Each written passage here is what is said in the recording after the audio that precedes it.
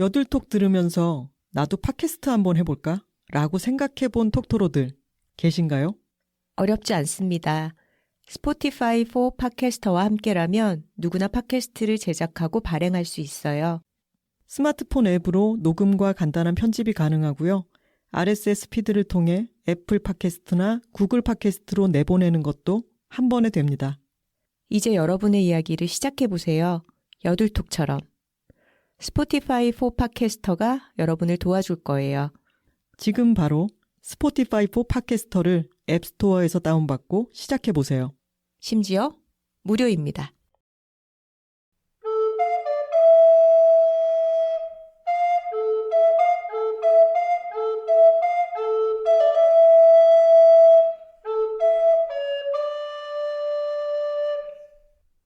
엔니오 모리코네의 Once Upon a Time in America의 테마를 알토 리코더 황선우의 연주로 들어보았습니다. 약간 그 명연주 명음반 소개하는 느낌을 정만섭 내봤어요. 선생님. 네. 아, 네네. 여자들이 토크하고 있습니다. 안녕하세요. 김하나입니다.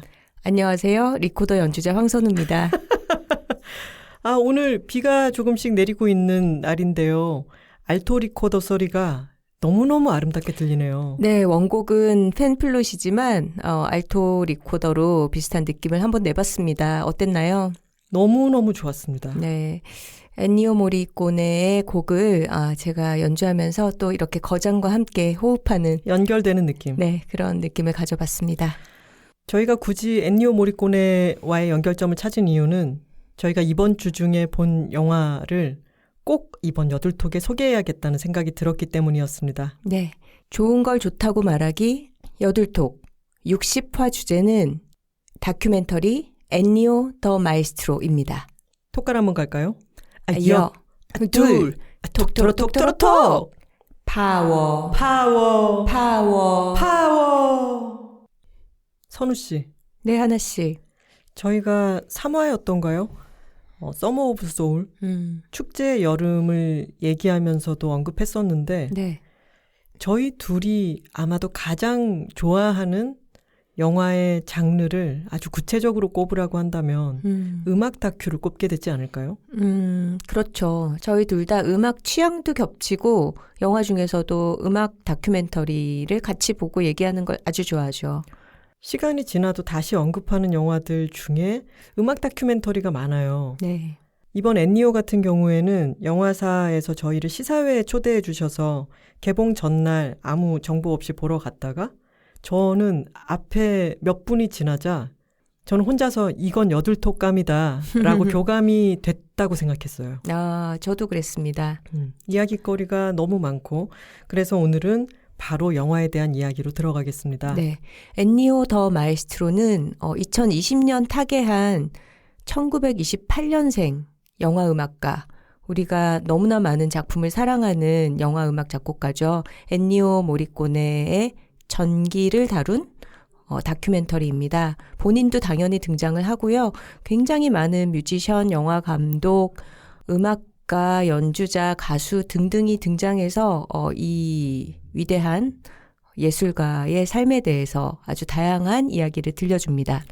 이 예술가가 오래 사시기도 했고 1928년생인데 2020년에 돌아가셨고 아주 어린 시절부터 음악 활동을 시작해서 정말 만년에 이르기까지 끊임없이 음악 작업을 했기 때문에 이분의 작업만으로도 너무 방대한 분량인 거죠. 그렇습니다.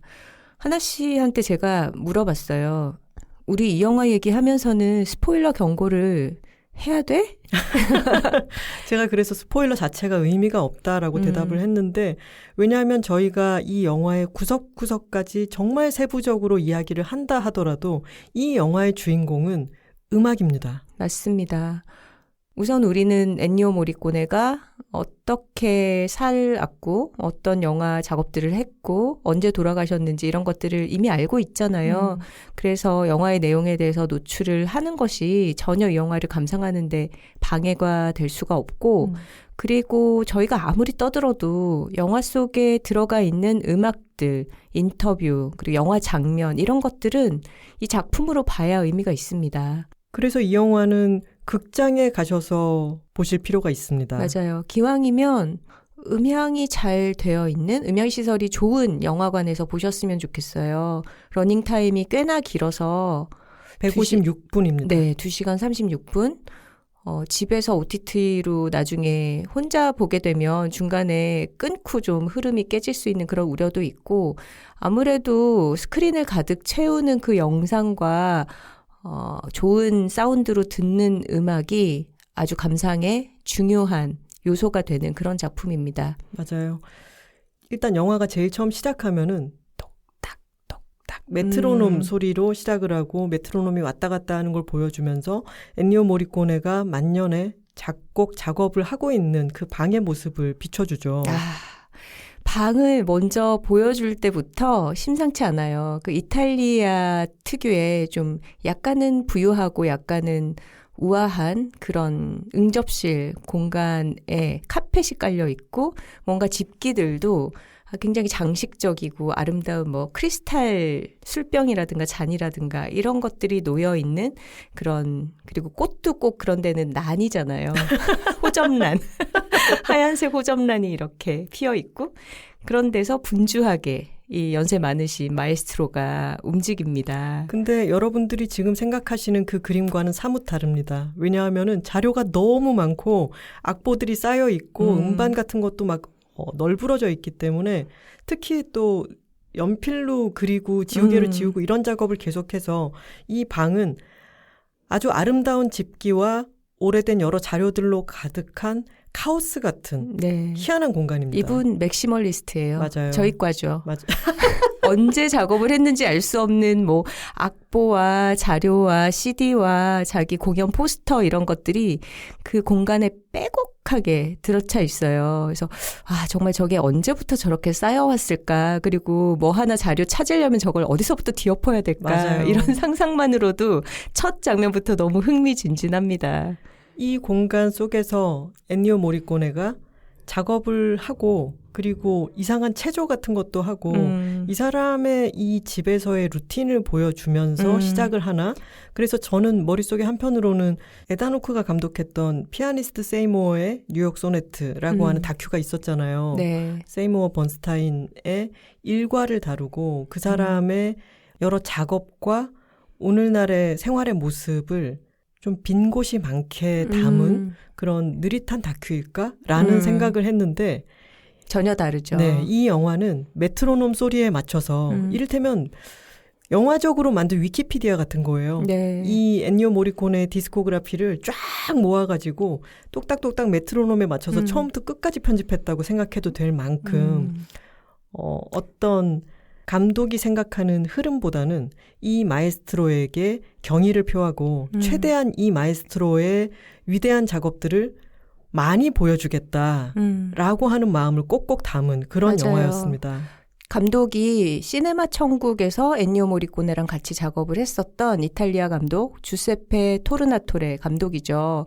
본인이 신인 시절에 이미 350편의 영화를 음악 작업을 했고 거장의 반열에 올랐던 그런 영화 음악가가 자신 같은 신인 감독에게 기회를 줬던 것에 대해서 다큐 속에서도 감사를 표하고 그런 만큼 이 전기 영화에서 자신의 어떤 존경심, 우리 선생님 좀 보세요, 여러분. 우리 선생님 짱이죠, 멋있죠, 이런 마음이 아주 속속들이 느껴집니다. 그래서 도입부에 진짜 우리가 알만한 유명한 사람들이 와다다다다다 인터뷰로 등장을 해서 물론 그들의 인터뷰는 영화 내내 중간중간에 적절하게 여러 군데에 삽입이 되어 있죠. 근데 한마디 한마디씩을 엔니오에 대해서 따서 진짜 화려하게 영화를 시작을 해요. 뭐 퀸시 존스라든가 뭐 팬 메스니, 브루스 스프링스틴, 클린트 이스트우드, 다리오 아르젠토. 너무 많은 영화인 음악인들이 엔니오에 대해서 한마디로 이 사람이 얼마나 위대하고 대단하고 자기에게 영향을 미친 사람인지를 고백하면서 영화가 아주 화려한 문을 엽니다. 이 성실성에 대해서는 칭찬할 만합니다. 엔니오 모리코네의 평생에 걸친 작업과 이 모든 것들, 주변 사람들의 어린 시절의 에피소드에 대한 기억, 인터뷰 이런 것들을 다 모아가지고 촘촘하게 배치를 해놔서 이 사람의 적어도 음악적 생애에 대해서는 이 한 편을 보면은 연대기 순으로 이해가 쫙 되죠. 맨 처음에 이 사람이 음악가의 길을 자기가 택한 게 아니었다는 것부터가 흥미로웠습니다. 아버지가 트럼펫 연주자로 군악대에서 일을 했었고 퇴역한 후에는 극장에서 반주를 했다고 하죠. 그래서 아들에게도 자신과 같은 악기를 어릴 때부터 가르쳤다고 합니다. 아버지가 워낙 검소한 분이어서 중고 트럼펫을 어디서 사다가 엔니오에게 선물을 해줬고 아버지 본인도 평생 자신의 그 악기를 바꾸지 않았다 그랬죠. 맞아요. 어릴 때부터 음악원에서 트럼펫 교육을 받으면서 아버지가 몸이 안 좋아서 극장 연주를 못하는 날에는 소년 시절의 엔니오가 대타로 무대에 서면서 그렇게 가족의 생계에 기여했다고 합니다. 원래는 의사가 되고 싶었다고 해요. 나중에 보면 이 사람이 체스를 아주 좋아했고 두뇌가 수학적, 과학적이었다 이런 얘기도 하고 그 사람은 건축가였다 이런 얘기도 하는데 그런 자신이 가고자 하는 길이 있었지만 당시 생계가 아주 어려웠던 것 같아요. 이탈리아 로마에서 태어났고 세계대전을 겪고 그랬으니까 궁핍한 시절을 보냈고 그랬기 때문에 평생 동안 그렇게 열심히 일을 했던 것일 수도 있겠죠. 네. 음악으로 생계를 꾸려가는 것이 상당히 굴욕적이었다. 본인도 이렇게 회고를 하고요. 클래식 음악 교육을 받았지만 아주 부유한 집안에서 여유 있게 공부를 했다기보다는 음악으로 먹고 사는 게 중요했던 그런 생활인이었다고 할 수 있죠. 아주 현실적으로 음악을 사람들의 기호에 맞춰서 하는 작업을 어렸을 때부터 했고 한편으로는 아주 저변에서부터 음악 공부에 흥미를 가지고 대위법에 대해서도 4중, 5중 대위법을 바흐 이전의 음악가에서부터 차곡차곡 연구를 하면서 거기에서 희열을 느끼는 장면도 있죠. 이번 다큐를 보니까 영화 음악가가 된 게 엔니오 모리코네의 어떤 생이 좀 이 사람을 이끈 운명 같기도 하고 이 사람이 처했던 어떤 환경이 이끌어준 길 같더라고요. 우리가 파벨만스를 보면서 스티븐 스필버그가 40년대생인데 그 시대에 태어나서 어떻게 영상이 대중화되는 그런 기계적인 변혁들을 겪고 어떤 환경에 처했을 때 이 사람이 영화를 할 수밖에 없었겠구나. 영화를 하기에 너무 좋은 환경이었구나를 발견하게 되잖아요. 그런 것처럼 엔니오 모리코네도 고전음악 교육을 한편으로는 받았고 또 한편으로는 극장에서 반주를 했던 그 시대 극장이라는 거는 이제 영화를 튼다기보다는 쇼를 하고 거기에 맞춰서 악단이 반주를 하는 그런 형태의 라이브 극장이었죠. 그런 환경을 양쪽으로 겪으면서 이 사람은 고전 음악을 바탕으로 한 엔터테인먼트 산업, 쇼비즈에 몸을 담을 수밖에 없게끔 자라났구나. 이런 거를 발견하게 되더라고요. 이 사람의 속에도 그런 씨앗 같은 게 있었겠죠. 이렇게 쉽게 양분할 수는 없는 문제이지만 어떤 대중적인 음악과 소위 순수 음악이라고 하는 클래식 음악 쪽에 양쪽으로 잘 자라날 수 있는 씨앗을 가지고 있던 사람이 이것이 평생 어떻게 영향을 주고받는가에 대한 이야기라고 볼 수도 있습니다. 맞아요. 그러면서 자신이 속한 영화 업계에서 너무나 많은 인정을 받고 러브콜을 받고 대중의 사랑을 받지만 한편으로는 자기의 뿌리 같은 그런 고전 음악계, 자신의 스승, 자신의 동료들에게서 약간은 폄하당하는 인정받지 못하는 것에 대한 자격지심, 열등감 같은 게 성공한 뒤에도 내내 도사리고 있더라고요. 맞아요. 아까 엔니오가 그렇게 부유한 환경에서 차곡차곡 음악 수업을 받는 그런 식으로 자라는 사람이 아니었다라고 했는데 또 선우 씨와 저는 이런 분들 좋아하잖아요. 자수성가요. 그렇죠. 저희가 개천에서 난 용을 좋아하죠. 뭐 용 심은데 용 나면 별로 재미없잖아요. 근데 이 시기도 생각해 보면은 엔니오가 어릴 때 그 음악 학교에서 문틈으로 스트라빈스키가 지휘하는 장면을 그 뒤로 이제 오케스트라가 그러니까요. 있고 이런 장면을 엿보았다. 이런 얘기도 있고 이게 기록 영화에 여러 장면들이 나오잖아요. 그래서 스트라빈스키가 막 진짜 지휘하는 장면 이런 게 나오는데 엔니오의 직접적인 스승이었던 페트라시라고 하는 사람도 현대음악의 거장이었다고 하고 그런 클래식 음악이 당대의 문화사회에 굉장한 영향을 미치면서도 또 변혁이 일어나고 있을 그때에 엄청난 거장들을 눈앞에서 보기도 하고 그리고 이 자신의 직접적인 스승 페트라시는 스트라빈스키를 사사했다고 하잖아요. 그러니까 이 사람이 음악 교육을 받았던 시기와 영화 산업이라고 하는 게 부흥하는 시기 이런 게 절묘하게 이 사람의 생애에 영향을 미칩니다. 음악원을 졸업하고 나서는 이 사람이 군대에 다녀오죠. 근데 군대에 갔을 때 자신의 여자친구인 마리아가 저쪽에서 달려오면 아 그렇게 귀여울 수가 없었어요 라고 얘기를 하는데 저는 그 마리아를 회상할 때 너무 흐뭇하게 얘기를 해서 첫사랑인가 보다. 결혼은 안 한 줄 알았어요. 그러니까요. 근데 그 마리아가 자신이랑 평생 해로한 아내였더라고요. 56년에 결혼해서 부인은 지금 살아 계시고 그리고 이 두 분 사진을 찾아보면은 너무 흐뭇해요. 서로 좋은 영향을 주고받는 물론 마리아는 엔니오를 보듬어주고 예전의 부부관계답게 서포트를 많이 해주는 그런 관계였다고 합니다.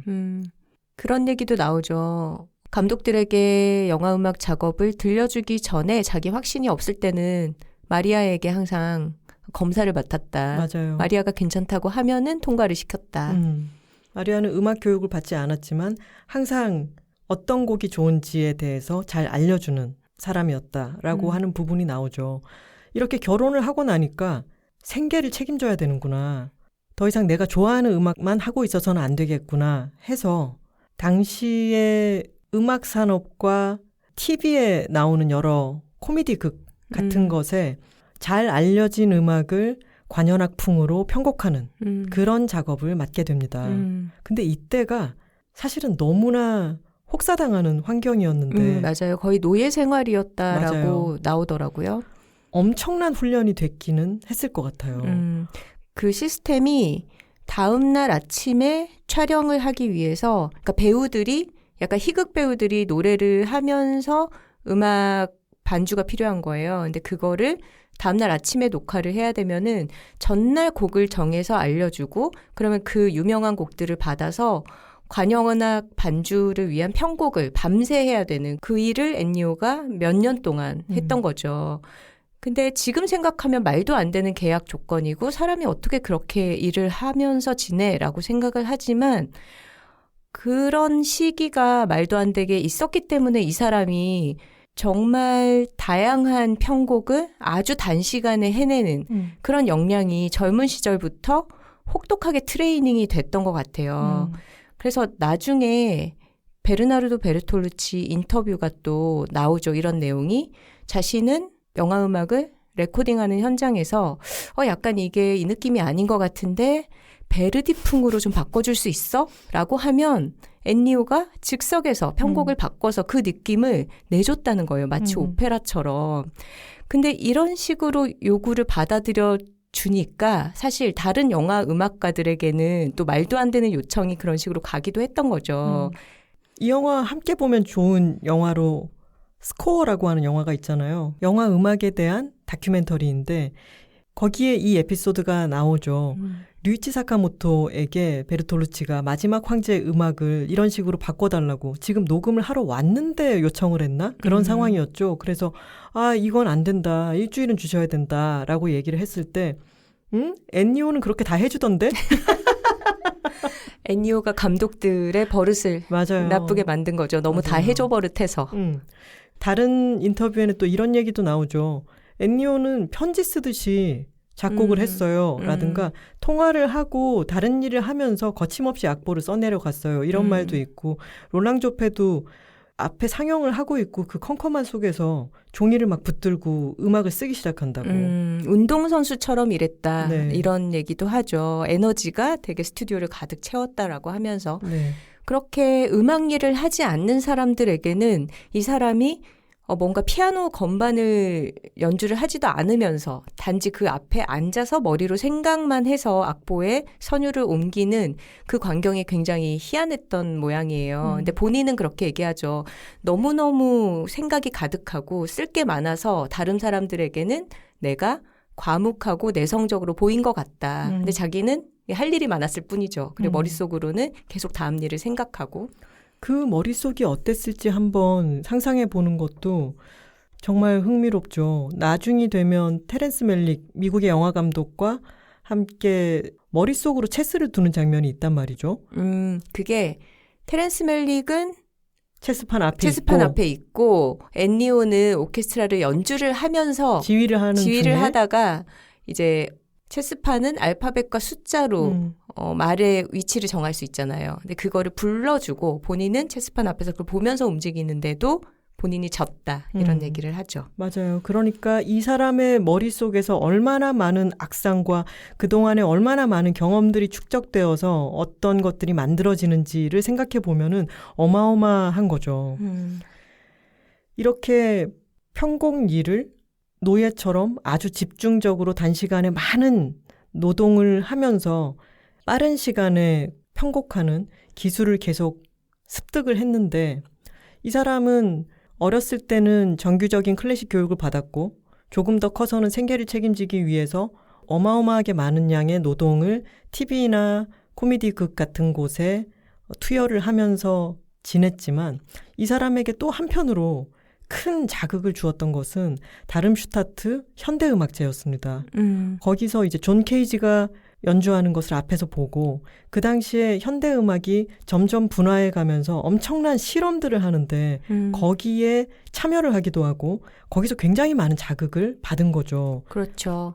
그러니까 듣기에 좋은 우리가 익숙한 어떤 아름다운 음악만이 음악인가 이런 것에 반기를 드는 그런 전위적인 음악가들, 존 케이지 같은 그런 음악가들의 실험적인 연주에 앤니오도 자극을 받았고 본인 역시 트럼펫 연주자로서 좀 그런 실험을 합니다. 동료들과 함께. 그래서 그 당시에 일 그루포라는 어떤 음악 단체, 소규모 악단을 조직을 해서 그들과 함께 익숙하고 관습적인 방식의 연주가 아니라 아주 불편한 소리들을 가지고 곡을 만드는 그런 현대 음악의 실험을 하게 되죠. 선율 금지라는 말도 하면서 기존의 음을 내는 방식이 아니라 완전히 다른 방식으로 악기를 사용한다든가 굉장히 많은 실험을 하고 그것이 이 사람의 평생에 또 작용을 합니다. 그렇죠. 근데 재미있는 것은 우리가 엔니오 모리꼬네를 생각하면 떠오르는 것들이 진짜 아름다운 멜로디잖아요.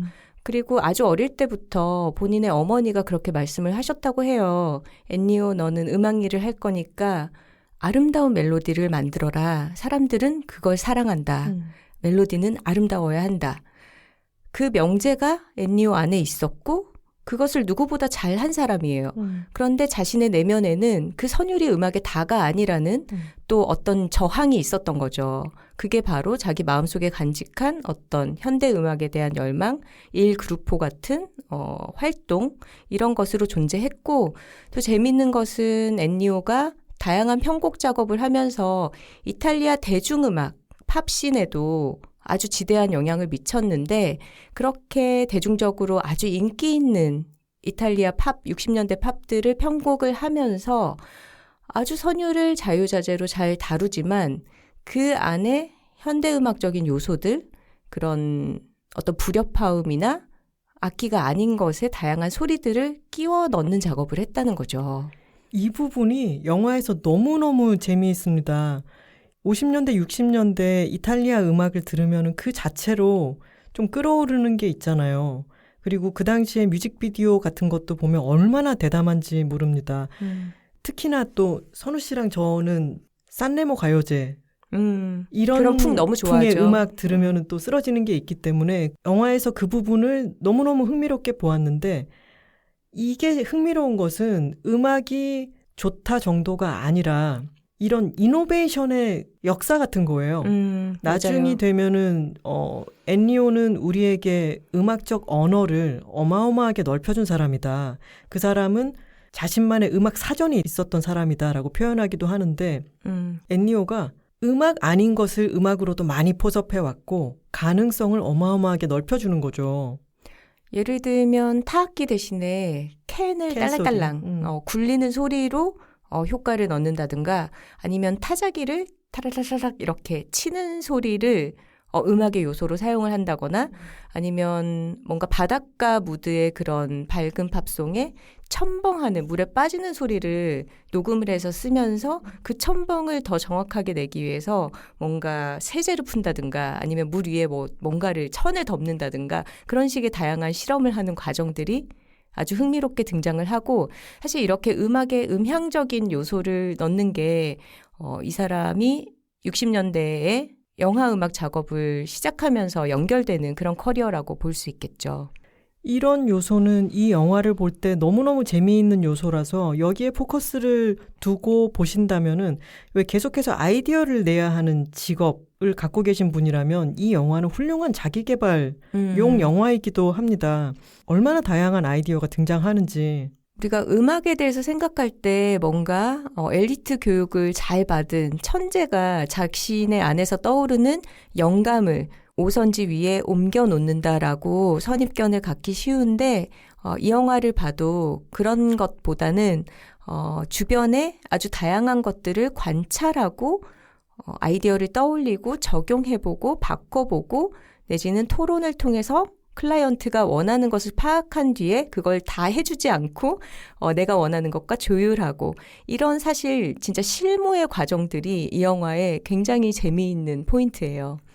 이 다양한 시도들은 팝 음악 사이에 클래식 음악을 삽입한다거나 또는 한 곡 안에 두 개의 주제가 함께 돌아가도록 작곡을 한다거나 이런 기법적인 부분도 있고 휘파람을 도입한다거나 또는 나중에 이제 서부극을 하게 되면은 채찍 소리, 종소리 이런 것들을 막 계속 가져 들어오죠.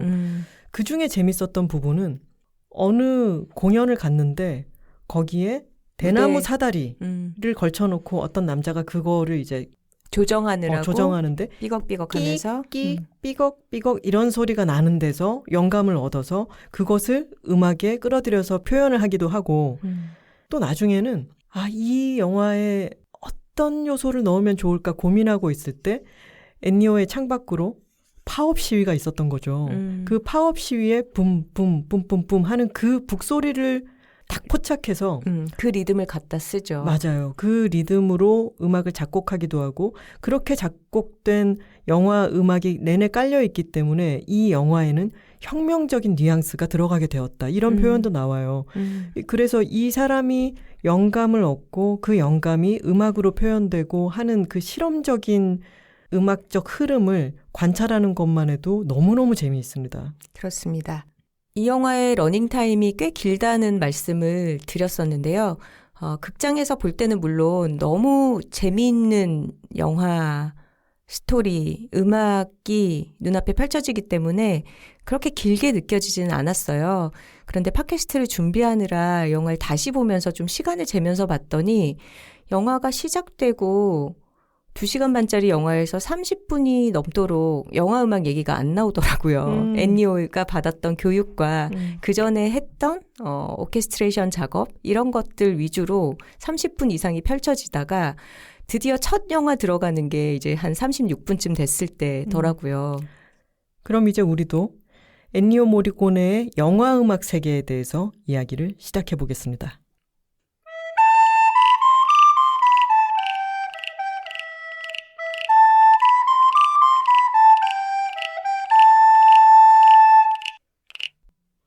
엔니오 모리코네의 황야의 무법자 주제곡을 황선우의 소프라노 리코더로 들어보았습니다.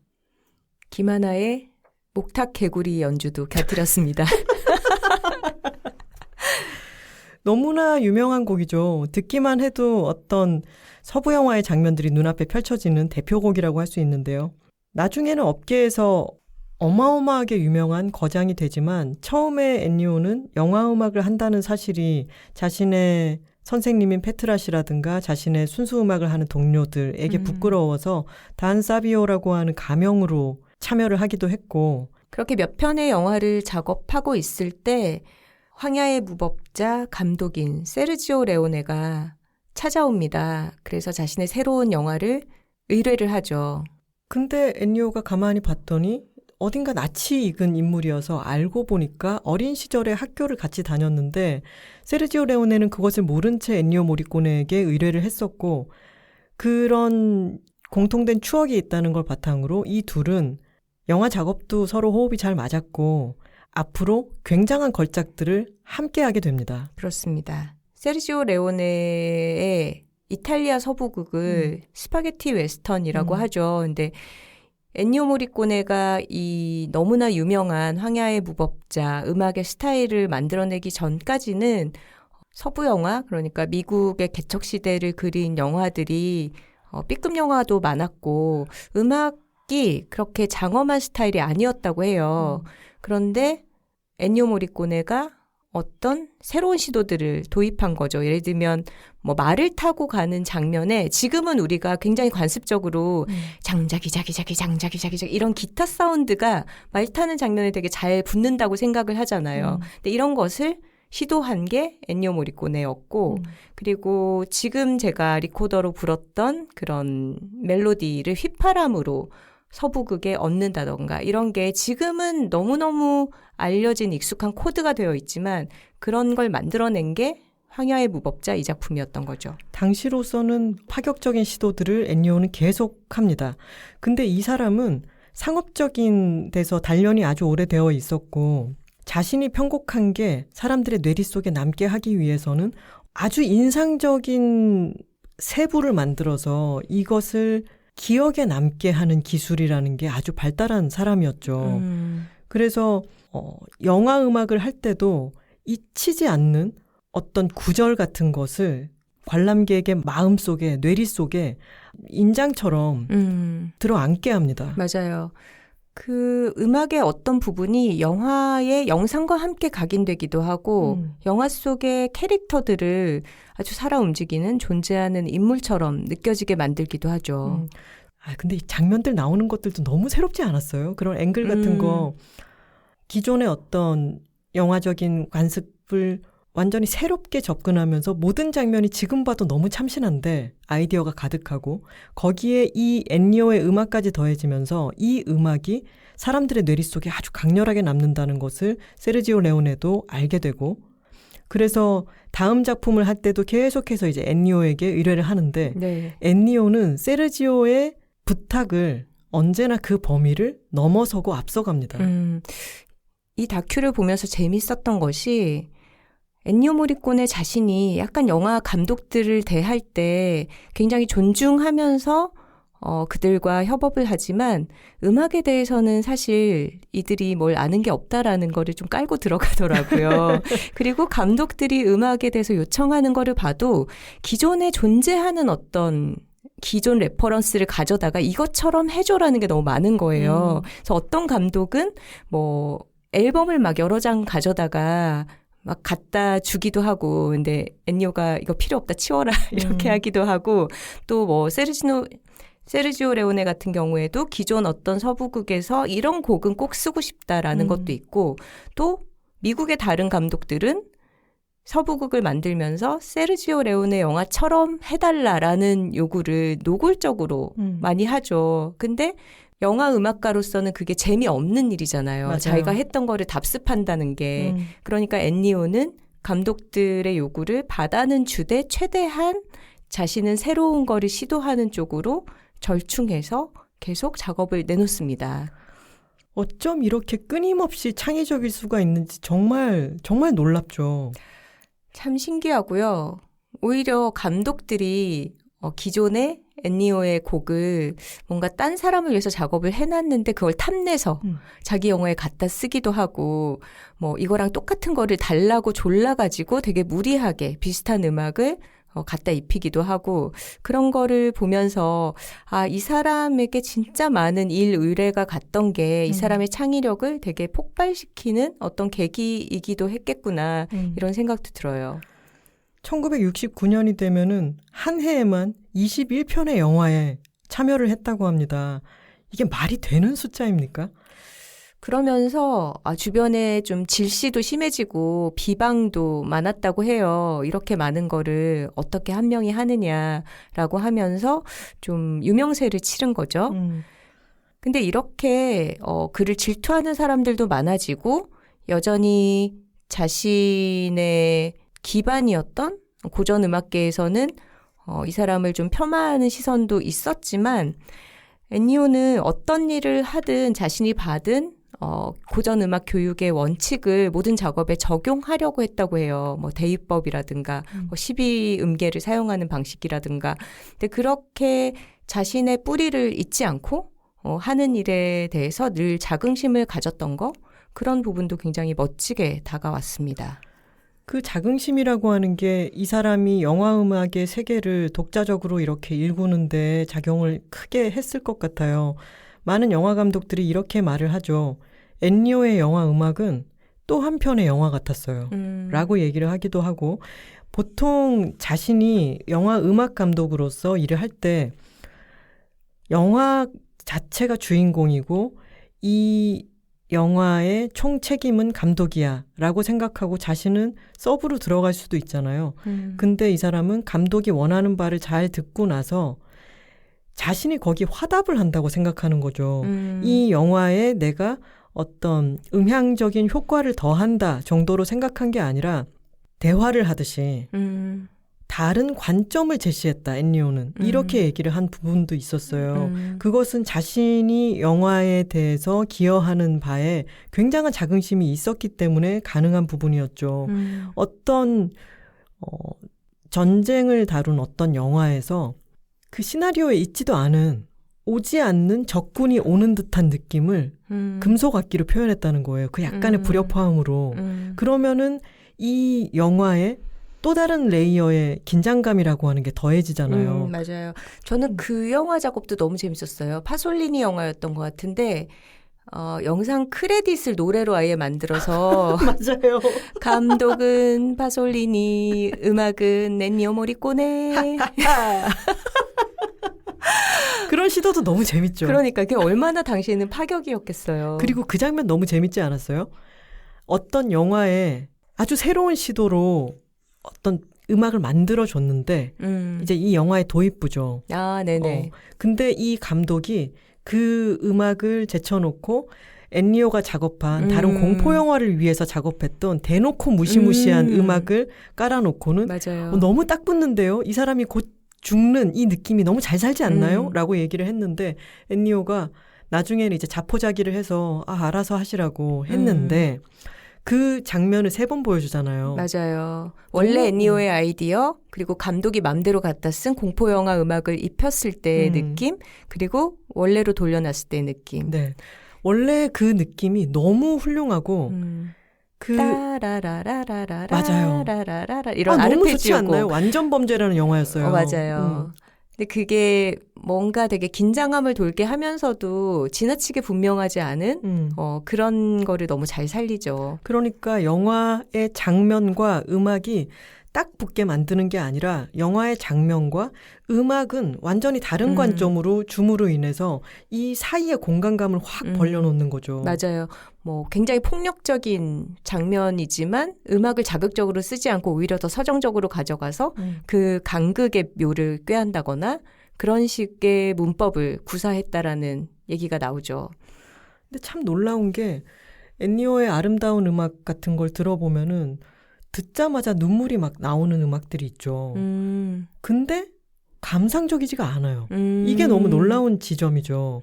감정을 아주 극도로 자극할 때 그게 좀 너무 과한 걸로 흘러가 버릴 수도 있는데 엔니오의 음악은 감상 직전까지는 갈지언정 그걸 넘어서지 않아요. 그래서 질리지도 않고요.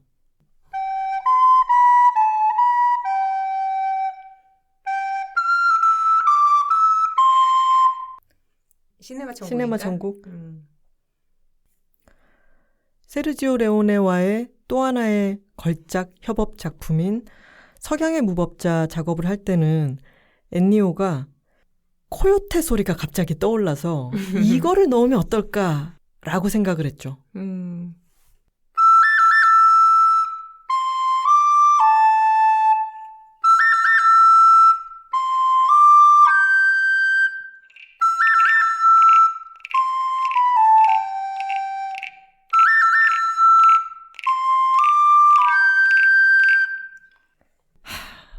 제가 오늘 아침에 선우 씨한테 리코더로 이게 가능할까? 이게 몇 가지를 얘기를 했었잖아요. 근데 저는 이 코요테 소리 나오는 이 석양의 무법자 사운드 트랙은 가능할 거라고 생각을 안 했는데 너무 대단합니다.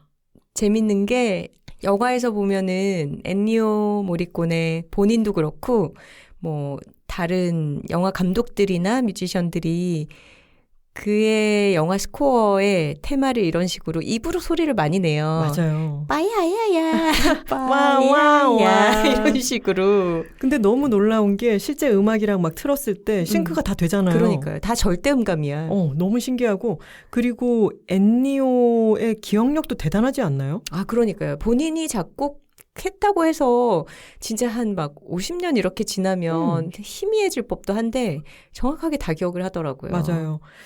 주세페 토르나토레가 이 영화를 만들면서 어떤 엔니오가 드라마틱하게 나는 못한다고 했다가 다시 시도해서 너무 열광적인 반응을 끌어내고 뭐 이런 일화가 있잖아요. 그러면은 여러 사람의 대화를 이 에피소드에 다 말을 잘라가지고 한 일화를 구성을 하는데 진짜 우리 선생님 이런 마음으로 하나하나 한 땀 한 땀 만들었구나 이런 생각이 들죠. 맞아요. 황야의 무법자가 너무 성공을 거뒀기 때문에 세르지오 레오네 본인도 그렇고 다른 감독들도 다 서부극 하면은 휘파람 소리, 트럼펫 소리 이런 거를 필수 요소처럼 넣어달라는 요청이 많았대요.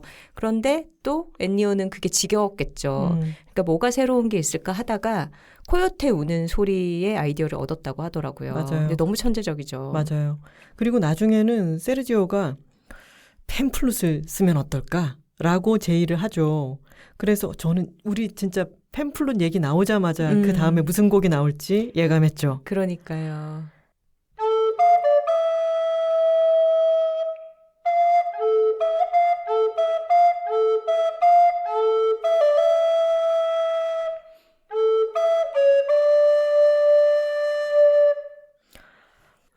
지금은 소프라노 리코더가 아니라 알토 리코더로 팸플룻 소리 같은 느낌으로 연주를 해봤는데 저희가 오늘 크레딧으로 사용하기도 했던 Once Upon a Time in America의 사운드 트랙이었습니다. 네. 너무 좋네요. 이 영화의 경우에는 영화 시나리오를 쓰면서 음악 작업이 동시에 진행이 됐다고 해요. 그리고 곡을 여러 개를 놓고서 골랐다고 하는데 세르지오 레오네가 이 영화는 팸플룻을 영화 전체에 깔아야겠어. 이러니까 엔니오가 필요할 때만 써야 된다. 나한테 맡겨라. 이렇게 얘기를 했다는데 이런 대화도 너무 재밌죠. 맞아요. 이 너무나 유명한 대표작이라고 할 수 있는 작품이죠. Once Upon a Time in America의 영화 장면과 그 유명한 사운드 트랙과 딴 데 쓰려고 했었다는 음악을 가지고 와서 데보라의 테마가 나오고 그리고 이어서 이 영화의 곡들을 오케스트라가 함께 연주하는 장면이 있는데 저는 여기서 눈물이 나더라고요. 네. 이 영화가 1984년이었는데 이 영화 이후로는 좀 엘리트 음악계에서도 엔니오 모리코네를 좀 새롭게 보게 되는 인정받는 그런 계기가 됐다고 하더라고요. 1984년에 이런 걸작을 내어놓고 2년 뒤에 어떤 신인 감독의 영화가 나옵니다. 이 감독은 롤랑 조페였고요. 영화를 본 엔니오 모리코네가 압도된 나머지 이 영화에는 음악이 필요하지 않을 것 같다. 그러면서 이렇게 얘기하죠. 나중에 인터뷰에서 자기가 망칠 것 같았다고. 왜냐하면 이 영화는 너무 완성되어 있는 네. 좋은 영화였기 때문에 하지 않겠다고 거절을 일단 하죠. 첫 시사를 했을 때 감독이 뒤에서 바라보고 있었는데 엔니오의 머리가 점점점 의자 속으로 꺼졌다고 해요. 맞아요. 영화를 보면서 울면서 봐가지고. 그래서 고사를 했다가 다시 맡았고 너무 훌륭한 영화 음악이 또 나왔죠. 롤랑 조페에게 엔니오가 안 하겠다고 거절했던 엔니오가 전화를 합니다. 그러면서 나 이런 아이디어가 떠올랐다. 그러면서 전화로 어떤 멜로디를 들려주죠.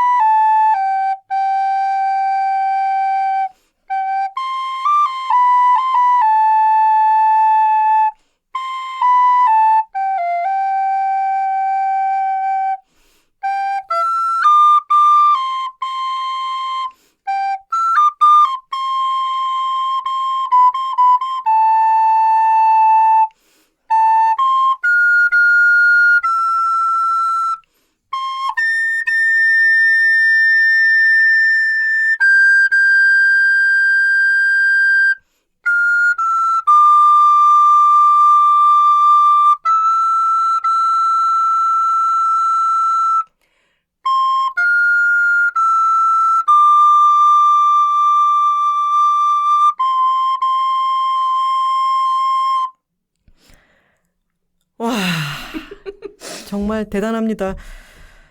그 롤랑 조페가 전화로 이 멜로디 빠바바바바 이거를 들었을 넬라 때 판타지야. 온 머리가 쭈뼛 서는 것 같았다고 했죠. 네. 이 영화는 영화 자체로 완성되어 있었지만 나중에 다른 사람들이 이 선율이 너무나 아름답고 강렬하기 때문에 오히려 음악만이 남는다고 얘기를 할 정도였죠. 네. 이 영화는 바로 미션이었습니다. 엔니오 모리코네는 미션의 음악을 만들면서 이 오보에 테마곡을 제일 먼저 떠올렸다고 해요.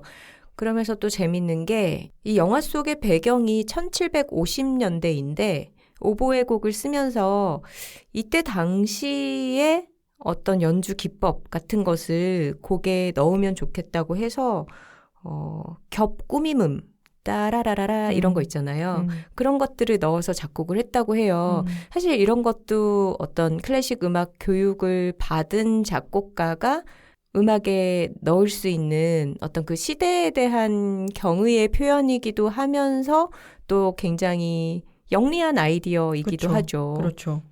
1984년에 원스 어폰 어 타임 인 아메리카의 음악이 너무 뛰어났고 또 2년 뒤인 86년에 미션의 영화 음악이 나왔을 때 사람들이 이제는 엔니오 모리코네가 아카데미 영화 음악상을 받을 때구나. 이 작품은 받을만 하다. 너무 압도적이다. 분위기가 아주 팽배했대요.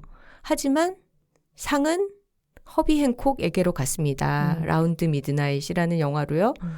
근데 그 영화의 경우에는 새로 작곡된 곡들도 있었지만 기존의 재즈 곡들을 새로 다시 연주한 그런 음악이 반 이상이었기 때문에 사실 완전히 새로운 음악을 만들어낸 OST에 비해서 상을 가져갈 자격이 있었느냐 하는 것은 논란이 됐던 거죠. 어떤 제작자는 자기가 헐리우드를 대신해서 너무 미안했다라고 얘기를 하기도 했죠. 네. 그리고 그 즈음에 엔니오는 너무나 오랫동안 자기는 이렇게까지 길게 하리라고 생각하지 않았던 영화 음악계에 몸을 담고 있었고 점점 일을 줄이거나 그만둬야겠다고 생각하고 있을 때였는데 또 하나의 어떤 신인 감독이 음악을 부탁하려고 했죠. 네. 바로 엔니오 더 마에스트로 이 다큐멘터리의 감독이기도 한 주세페 토르나토레였습니다. 그의 데뷔작이 시네마 천국이었고 네.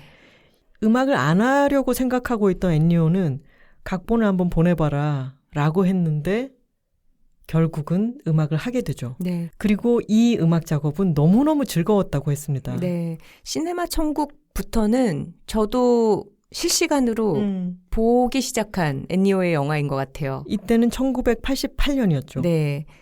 당시에 같은 해에 한국의 영화가 개봉하지는 않았고 대부분 몇 달 내지는 거의 1년 뒤에 개봉을 하곤 했었는데 중학교 때 극장에 가서 봤던 기억이 납니다. 맞습니다. 그리고 이 음악은 아직까지도 너무나 많이 알려져 있죠.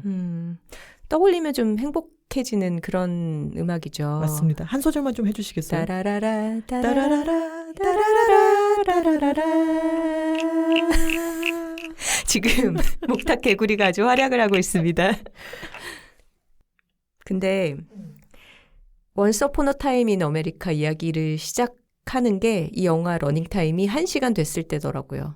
너무 작품이 많으니까 이런 작품들 이야기가 나오고 나서도 1시간 반을 더 할 얘기가 있는 거야.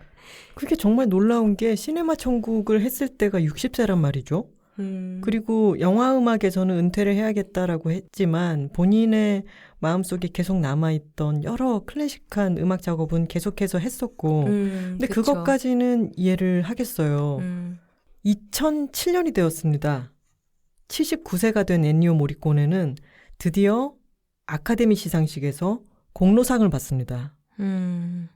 이때 부인인 마리아가 이탈리아에서부터 또 미국으로 건너와서 시상식장에서 엔니오가 마리아에게 상을 바치며 이 상은 우리가 같이 받는 거다. 네, 그렇게 얘기를 했을 때 너무 흐뭇하게 웃는 장면이 있죠. 79세에 그렇게 수없이 많은 음악 작업을 했고 그리고 안타깝게 자신의 현역 시절에 수상하지는 못했지만 공로상은 누구나 인정할 수밖에 없는 상이었기 때문에 모두가 경의를 표하죠. 그리고 그 미안해했던 제작자도 자기가 정말 다행스러웠다 이런 얘기도 합니다. 여기까지는 와, 참 대단하다 라고 생각할 수 있죠. 근데 79세에서 영화음악 작업의 마무리로서 아름답게 공로상을 받으면서 끝난 게 아닙니다. 그러니까요. 이게 너무 놀라운 지점이죠. 엔니오는 또 한 번 아주 흥미로운 감독의 제안을 받고 또 영화음악에 참여하게 되는데요. 그 사람이 바로 퀸틴 타란티노입니다. 2015년이었고 헤이트풀 에잇이라는 작품이죠. 세르지오 레오네의 광팬인 타란티노가 세르지오 레오네 풍으로 해달라라고 엔니오에게 부탁했지만 엔니오는 그걸 듣지 않죠. 엔니오는 참지 않지. 그치. 그때부터 내가 지금 얼마나 많이 또 달라졌는데 그 의뢰를 받고서는 교향곡을 작곡해버립니다. 너무 멋있어요. 다들 뭐 다시 트럼펫, 휘파람, 왕왕왕 이런 거 해주세요 하고 있을 때 교향곡을 작곡을 해버리고 이 교향곡이 너무 멋있지 않나요? 맞아요. 그리고 헤이트풀 에잇은 우리 극장 가서 봤었잖아요. 맞아요. 저는 좀 많이 자긴 했지만 중간에. 근데 이 교향곡이 되게 뭔가 스트라빈스키 풍이고요. 그 중간에 왜 합창도 등장하는데 개 짖는 소리처럼 사람들이 소리를 내거든요. 너무 현대적이고 멋있어요. 이 곡은 이런 멘트가 나옵니다. 서부극 음악에 대한 그 기간을 청산하겠다는 마음으로 썼다. 너무 멋있다. 내가 그 장르의 어떤 문법을 만든 사람인데 그걸 해체하는 것도 내가 하겠어. 그러니까요. 이게 정말 엔니오 모리코네 급돼야지 할 수 있는 얘기네요. 79세 2007년에 아카데미 공로상을 받았던 엔니오 모리코네는 놀랍게도 2015년 87세에 현역 음악 감독으로 아카데미 음악상을 받습니다. 이때 퀸시 존스랑 퍼렐이 나와서 시상을 맞아요. 했잖아요. 그러면서 우리 형님 퀸시 존스가 축하드립니다. 나의 형님 나오세요. 이렇게 얘기하더라고요. 이 영화의 시작 부분에는 흑백 화면으로 지직거리는 엔니오의 어린 시절 교육 과정 이런 것들이 나오는데 자료 화면으로 나오는데 이 사람이 퍼렐이 나와서 시상하는 상에서 상을 받는 이 사람이라니 이 시간대 어마어마하지 않습니까? 그러니까요. 얼마나 긴 세월을 살아서 겪어내고 또 그 시간에 정말 많은 변화가 일어났잖아요. 그 변화들 속에서 적응하고 먼저 앞서 나가고 과거와 미래를 자기가 엮어서 보여주고 이러면서 정말 80대까지도 활동을 했다라는 게 정말 대단하죠. 수많은 사람들이 이 엔니오에 대해서 이 사람은 말할 필요가 없는 천재이다, 굉장한 사람이다 라고 경의를 표하면서 또 덧붙이는 말이 뭐냐면 이 사람만큼 허세가 없는 사람도 없다. 맞아요. 그리고 이 사람만큼 겸손한 사람도 없다 라고 얘기하죠. 참 영화 속에서 인간미가 느껴졌던 게 서운하면 잘 울더라고요. 자기가 페트라시 선생님이랑 같이 고생하다가 이제 졸업할 때 음악원 졸업할 맞아요. 때 9.5점을 받았다. 그 점수까지 다 기억하고 있어요. 그러면서 이제 선생님도 울고 나도 울었다. 이런 얘기를 하면서도 또 눈물이 맺히기도 하고 맞아요. 공로상을 받을 때도 눈물을 흘리고 그러니까 어떤 감격적인 순간, 서운한 순간 그럴 때 그 쿨한 척하는 게 아니라 그런 감정을 다 끌어안고 보여주고 그렇다고 해서 호들갑스러운 성격도 아니고 굉장히 묵묵해 보이면서도 그렇게 자기 감정을 내비치는 게 참 너무 좋아 보였어요. 엄청난 거장이지만 한편으로는 이 영화를 보면 엔니오에게 너무 마음이 가요. 너무나 또 귀여운 할아버지이기도 합니다. 사람들이 나이 든 찰리 브라운 같았다 이렇게 맞아요. 얘기하죠. 평생 안경을 쓰고 있고 동글동글한 이미지에 이 사람이 말수가 많지 않고 그리고 항상 겸손하고 그러면서도 어마어마한 작품을 써내고 다작을 하고 이러니까 이 사람이 영화 내내 자신이 어떤 음악 작업을 했고 이것을 회상으로 얘기를 그냥 두런두런 들려주는 건데 이 할아버지에게 너무 마음이 가요. 그리고 이 사람의 음악을 계속 듣고 있으면 아까 수학적, 과학적인 사람이다라고 했지만 사람의 감정에 바로 호소하는 어떤 음악을 만들 줄 아는 사람이기도 하잖아요. 또 한편으로는 이게 이제 미션 이런 음악을 듣게 되면은 절로 납득이 되는데 이제 이 영화는 내내 이탈리아어가 막 흐르니까 스피리투얼하다고 얘기를 하는데 정말 영적이고 고향감이 느껴지게 한다라고 하죠. 맞아요. 체계적인 음악 교육을 바탕으로 끊임없이 혁신을 하고 마침내 사람들에게 어떤 영적인 세계까지 고향감을 안겨줄 수 있는 그런 수준까지 음악의 세계를 구축해 갑니다. 맨 처음에 이 사람의 이 복잡한 방을 봤을 때 건축가의 방 같기도 하다라는 생각을 했고 이 영화 안에서도 음악은 음으로 만드는 건축물과 같다.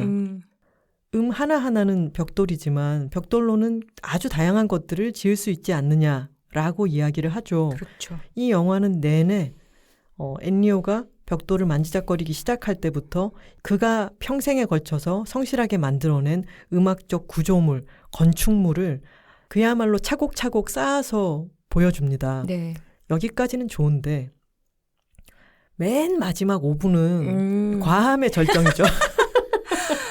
약간 토르나토레가 우리 선생님 보세요 사람들 우리 선생님 잘나셨죠 멋지셨죠를 약간 오버해서 전달을 하다 핀포하듯이. 보니까 좀 위인전 같아져요. 약간 선전물 같은 네. 반공 영화 같은 느낌처럼. 그래서 도입부에 그러했듯이 또 온갖 이 인터뷰에 등장했던 모든 사람들이 나와서 엔니오의 위대함을 다시 한번 수미상관적으로 웅변을 하고 끝을 맺는데 그 멘트들은 조금 지나치기는 하지만 그냥 선생님에 대한 사랑으로 그렇게 이해하겠습니다. 틀린 말은 아니지만 좀 과하게 흐른 감이 있다. 약간 그 올림픽 홍보 영상 뭐 맞아요. 이런 톤이잖아요. 그렇죠? 그리고 영화 맨 처음 시작할 때 그 자신의 작업실 방에서 지휘하는 거를 찍잖아요. 네. 음악도 없는데. 저 거기서 약간 마음이 이탈할 뻔했어요. 조금 부끄러워지는 장면이었는데. 그런 장면을 어떻게 촬영했을까를 상상해보면 사실 좀 너무 오그라들잖아요. 맞아요. 엔니오의 시선으로 자신의 손을 보면서 또 그 손이 지휘를 하는 그런 장면도 있었는데 그 장면을 어떻게 찍었을지 생각해보면 좀 부끄러워지죠. 그렇습니다. 조금 자기적이랄까요? 네. 하지만 그런 어떤 격앙된 톤을 뛰어넘는 그냥 그 사람의 삶이 보여주는 삶과 작업들이 보여주는 훨씬 큰 재미와 메시지가 있는 영화이니까요. 양해할 만하다는 생각이 들고요. 저는 또 클래식 팬이자 남들이 어떻게 일하는지 그 방식에 좀 관심이 많은 일하는 사람으로서 사실 20세기 중반 이 엔니오가 한창 성인으로서 자신의 자리를 세상에서 잡아나가야 했던 시기가 너무 급격하게 변화가 많았던 시기잖아요. 그런데 이 사람은 지난 세기의 음악을 공부한 사람이란 말이에요.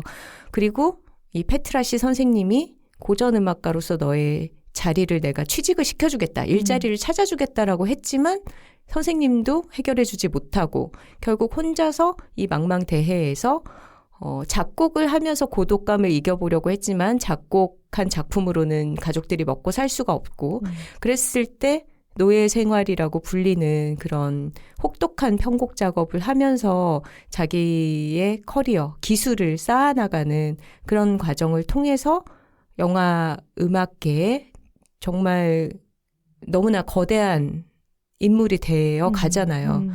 그 과정을 보면서 진짜 이렇게 급격하게 변화하는 세상 속에서 낡은 것이라고 여겨지는 어떤 기술, 공부를 가진 사람이 어떻게 살아남는가, 어떤 방식으로 적응을 하고 진화해 나가는가, 그것을 바라보면서 너무나 흥미진진했어요. 맞아요. 이 영화 전체가 마치 체스 게임처럼 이 사람의 클래식 정규 교육과 이 사람의 살아남기 위한 하루살이처럼 밥벌이형으로 해야 했던 음악 작업이 서로 간에 계속해서 영향을 미치고 한 판의 근사한 게임을 만들어가는 것 같았습니다. 맞아요. 그리고 감히 엔니오와 우리같이 미천한 사람들을 비교할 수는 없지만 하지마. 엔니오는 트럼펫 연주자였고 저는 또 리코더 연주자라는 같은 관악기 연주자라는 또 공통점이 우리 선배님이시잖아요. 근데 그런 걸 떠나서 우리가 정말 주니어 시절에 했던 어떤 일들을 생각해 보면 우리도 노예 생활이라고 할 만한 예를 들면은 뭐 너무나 심한 야근, 그리고 이게 과연 나에게 도움이 될까 싶은 단순 반복 작업. 이런 것들을 20대 때 거치지 않았나요? 저는 제가 일하면서 이게 나중에 정말 나한테 쓸모가 있을까? 그런 시간들이 분명 있었단 말이에요. 근데 그게 어쨌거나 소용이 없는 완전 흩어지는 시간들은 아니었던 것 같아요. 근데 엔니오의 삶에서도 그런 것들이 보여지지 않나 싶었습니다. 예전에 저도 카피라이팅을 회사에서 어깨너머로 다 배우잖아요. 근데 저의 선배가 헤드라인을 무조건 10개씩 써봐라 라고 했었거든요. 10개씩 쓰지 않아도 괜찮은 헤드라인이 나와서 일을 진행시킬 수 있는 건들도 있어요. 근데 약간 기계적으로 10개씩 쓰는 버릇을 하잖아요. 그러면은 10개의 다른 생각들이 나중엔 점점 나와요. 근데 그렇게 양적으로 훈련을 해놓은 것은 나중에 그 양적인 것을 실제로 쓰지 않더라도 그만큼의 사고를 벌렸다가 선택하는 작업이 나에게 훈련이 되어 있기 때문에 그게 나에게 더 좋은 작업으로 돌아오는 거죠. 그러네요. 에디터들에게는 그게 신입 시절에 보도자료 가지고 뉴스 쓰는 거 아니면 독자 엽서, 그때는 엽서 시대였잖아요. 독자 엽서를 윤문하는 거 이런 일들이 그런 역할이었거든요. 그걸 할 때는 나도 선배들처럼 폼나는 거 하고 싶은데 왜 이렇게 잡무를 시키지라고 생각했지만 그게 감이 너무 자꾸 비교를 하고 있네요. 어쨌거나 그런 시간도 내 의미가 있다 이런 생각이 들었습니다. 맞습니다. 그리고 이거 약간 우리 사이에 유머 코드가 돼서 얘기를 하고 넘어가고 싶은데 제가 엔니오 모리꼬네를 만난 적은 없지만 이메일 인터뷰를 한 적이 있다는 거. 대단하다. 네. 대단하다. 네. 엔니오가 2000년대, 2010년대에 자신의 영화 음악을 가지고 오케스트라 투어를 많이 했어요. 영화 음악 공연. 근데 그때 한국에도 왔었는데 그 공연에 맞춰서 이메일 인터뷰를 사전에 진행을 했었고 근데 너무 아쉬운 건 안타깝게도 그 공연이 있을 때는 제가 마감이라 공연은 가서 보지 못했다는 게 지금 또 돌아가시고 나니까 굉장히 아쉽네요. 이래저래 더 마에스트로 엔니오와 끝자락이 어디쯤 닿아 있는 서사음에 대한 이야기를 해봤습니다. 여둘톡 68을 듣고 엔니오 더 마에스트로 이 다큐멘터리에 대한 관심이 생기신 분들은 영화를 보시고 저희와 다시 한번 얘기를 나눌 수 있는 좋은 기회가 마련이 되어 있습니다. 저희가 GV를 합니다. 7월 21일 금요일이고요.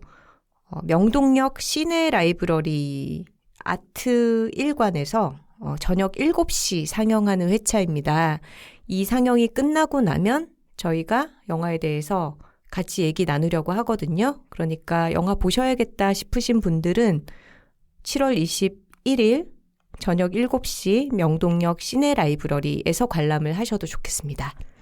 저희가 영화를 보고 이번 여둘톡에서 다루어야겠다라고 이번 토크를 준비하고 있을 때 마침 영화사에서 GV를 해달라고 하는 연락을 받았습니다.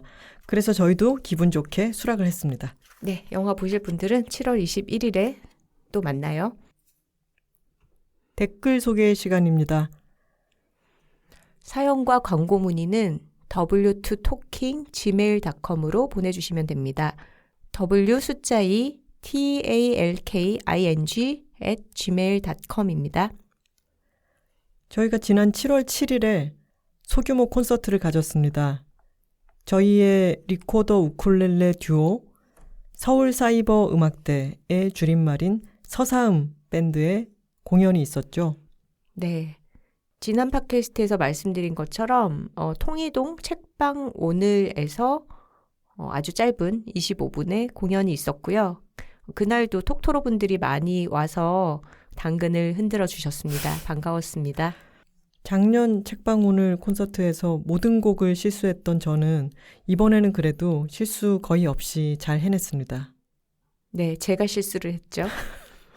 짧은 시간의 연습이었지만 많은 분들 앞에서 공연을 하는 거니까 좀 긴장도 되고 서로 호흡을 맞추기 위해서 한 곡을 여러 번 연주를 했는데 그 시간이 참 좋았던 것 같아요. 그렇죠. 우리가 프로 연주자들은 아니니까 결과보다는 그걸 만들어가는 과정을 진짜 즐기는 게 매번 큰 기쁨인 것 같습니다. 7월 23일 최선을 다하면 죽는다 북콘서트에서도 몇 곡의 연주를 들으실 수 있습니다. 티켓이 아직 남아있는지 모르겠네요. 예스24에서 판매하고 있었고요. 제가 최근에는 들어가 보지 않았는데 혹시나 표가 아직 남아있다면 얼른 겟하시기 바랍니다. 저희가 이 콘서트를 하기 전에 제가 그 한 이틀 전에 장사롱에 가서 머리를 했습니다. 네, 여둘 애드로도 소개한 적이 있는 상수동의 헤어샵이죠. 장사롱. 사장님께서 여둘톡을 듣고 오셨던 톡토로님이 블로그에 너무너무 장사롱에 대한 이야기를 잘 정리를 해놓으셨더라라고 저희에게 그 글을 보여주셨죠. 네. 근데 저희가 이제 그런 미용실 망토 같은 걸 두르고 그것을 쭉 읽어봤는데 이분이 뭐 가는 길에서부터 이 미용실의 성격, 여둘톡에 대한 거 이걸 너무 잘 정리를 해 두신 데다가 긴 머리를 왜 보통 레옹의 마틸다 머리라고 하죠. 똑단발로 이렇게 자르시고 앞머리를 뱅 스타일로 하셨는데 본인 사진을 올려두셨는데 너무너무 잘 어울려서 와 이분 자른 머리가 너무 잘 어울리네요. 이런 얘기를 나눴는데 네. 저희가 책방 오늘에 가서 연주하기 전에 조금 기다리고 있는데 그 안에 계시던 손님이 저희를 보고 하트를 발사하셨죠. 네, 하트를 발사하셨죠. 손하트를. 저기서 어느 분이 하트를 발사하고 계셔라고 봤는데 어디서 본 분인 거죠. 네, 저희가 그 블로그 포스팅에서 셀카를 봐서 이분의 얼굴이 익숙했던 거죠. 맞아요. 그리고 그 그래서 헤어스타일이 자른 지 얼마 안 돼서 음. 그대로 보존이 되어 있었고요. 그래서 반갑게 인사를 나눴는데 그분께서 또 후기 메일을 보내주셨습니다. 언니들 안녕하세요. 오늘 여름 초록 톡토로입니다. 조금 길죠? 이렇게 하면 톡토로 닉네임 찜할 수 있을 것 같아서요. 서사음의 책방 오늘 재오픈 축하 공연을 보고 돌아가는 길에 제철 인사 메일을 보내요. 모든 톡토로에게 그렇듯이 저에게도 특별한 여둘톡. 여둘톡은 제가 외로울 때마다 들었던 유일한 팟캐스트입니다.